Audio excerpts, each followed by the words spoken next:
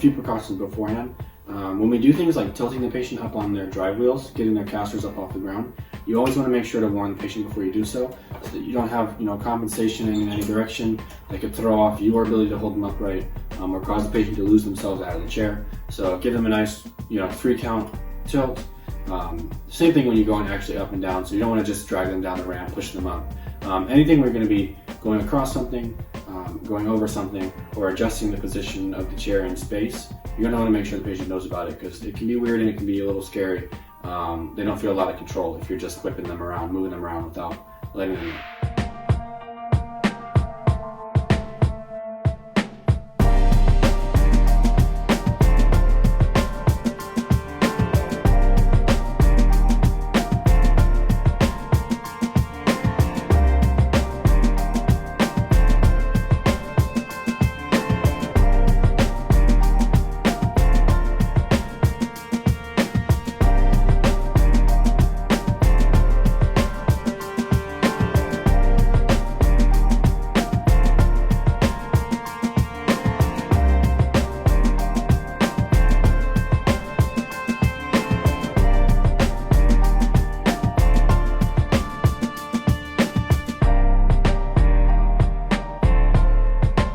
So forward up the ramp, it's just going to be pushing the patient forward, making sure that you've got a little bit of lean to assist with gravity. And then going backwards, the dependent person is the caretaker is just going to move backwards down the ramp, nice and slow, keeping a nice wide base of support as the patient leans into the chair so that you don't have any type of forward flipping. Not going to happen most of the time in a chair like this that's real stable, but let's say it's a really lightweight chair that does wheelies easily. You're just going to want to utilize gravity.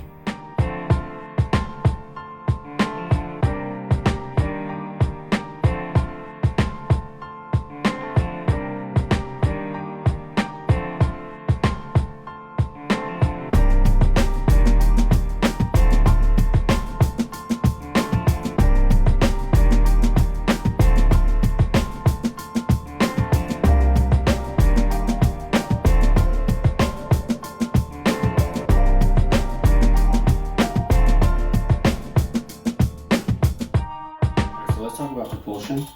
There are a couple ways that this can happen. So I can either have the footrest or not have the footrest. We'll cover both, and we'll do it kind of quickly. So 10 to 2, like I talked about earlier with the general parts of the wheelchair, and I can either kick and walk with my legs as I push to help myself out and make it easier to go forward, or I can do the same thing backwards, 2 to 10, as I propel with my legs. In order to turn, you're going to be kind of doing like a twisting motion like a steering wheel. The opposite side of whatever direction you want to turn is going to be what you push forward, and the other one you're going to bring back. So if I'm turning left, push the right hand forward, and if I'm turning right, I push the left hand forward and the right hand comes back. All right? And then, let's say I've got my footrests, and I'm a patient that uses footrests, I can just use the arms now. So same thing, 10 to 2, 2 to 10 to go backwards, left turn, same motion, just without the legs, and then right turn. So same thing.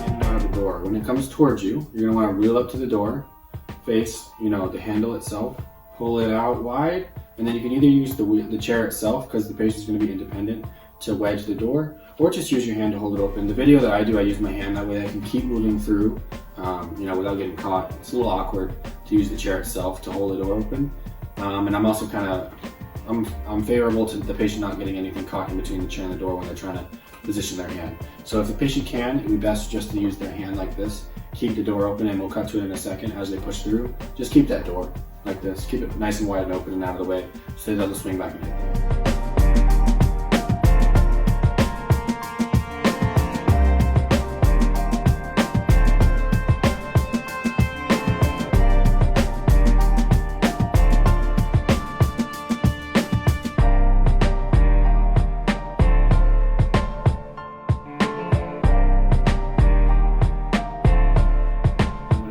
Two doors that open away from you, same exact procedure actually.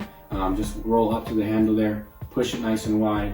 Again, I prefer to use the hand to keep the door open as I roll through. I can just keep coming and following as I go through the door. But of course you can also, if you don't really have the arm strength and the chair is stronger than the patient may need to use the chair themselves to wedge the door, the front end of the chair.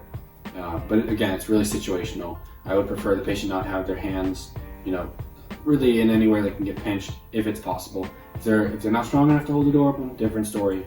Have them use the chair, but they're just going to push themselves through the door that way, and it'll close once they're clear. So that's the doors.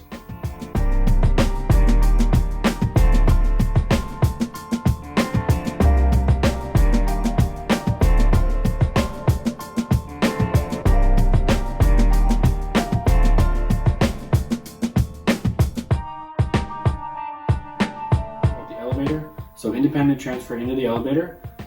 Really, luckily, it's not too difficult for the patient in most case scenarios, and once they get used to it, they'll just roll up like anybody else would walk up to the elevator door, press that button, it'll open, and then they'll wheel into the elevator itself. Now, it can be slightly difficult in a congested elevator, but a lot of times you're going to want to kind of instruct the patient to turn themselves around. So they'll go in and then face the door that's closing. That way, it's a little less awkward for them. Everybody else is probably going to be facing towards the door. That's how most people stand in an elevator.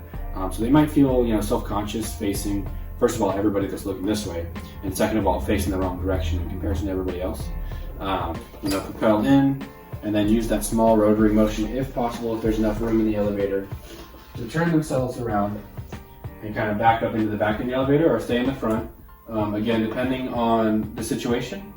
And then when you have them come out of the elevator, they're just going to propel themselves like normal. So they might need to press the buttons, or somebody might press it for them. The door will open, and they'll just propel themselves out and continue on their way. As you can see, because I was able to turn myself around, I can just go straight out instead of having to back up out of the elevator and worry about, maybe somebody's standing outside the elevator waiting to get on at the floor I'm getting off on, or there's a cord on the ground or something. I just want visibility for myself as a person using a wheelchair. So if I can get in and turn around, that's best case scenario.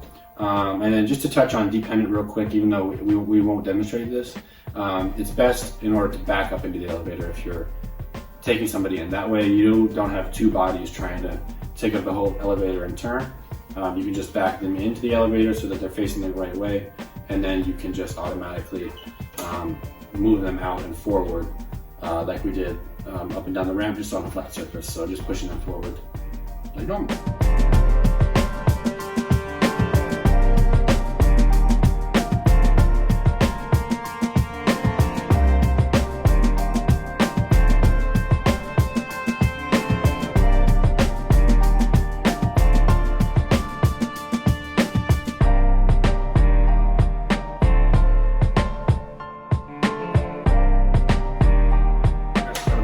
Or take it off. This one doesn't have to be here. Again, I can remove it completely, or I can just kind of move it out of the way like that and keep it on the chair if I don't want to lose it, or keep it here and just make sure that this is tight and out of the way. So we're going to be unilaterally propelling, so this side is going to be kind of resting, this leg is going to be up, and I can use my foot here to push 10 to 2, moving forward and then backwards like I showed you before, and then we're turning the right to turn left, and then we're going to use our legs again to go forward on this side. So right turn, kind of using your foot to pivot yourself, and then pushing forward once I've turned in that direction. It's going to be easier to push this way, obviously, because it doesn't require as much leg work, but both are entirely possible. Just get yourself moving forward a little bit, use your foot, and push yourself in the direction you want to go.